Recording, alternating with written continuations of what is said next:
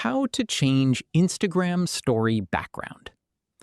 First, open the Instagram app and tap the plus icon, then select Story.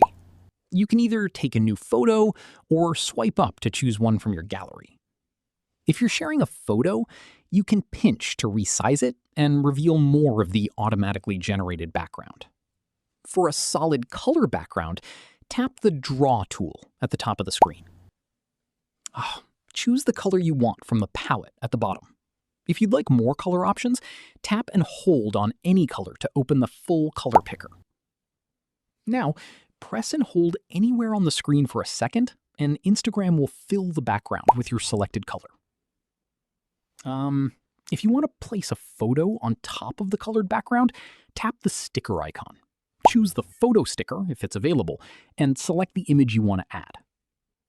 Once you're happy with your story, tap Your Story or Close Friends to share it.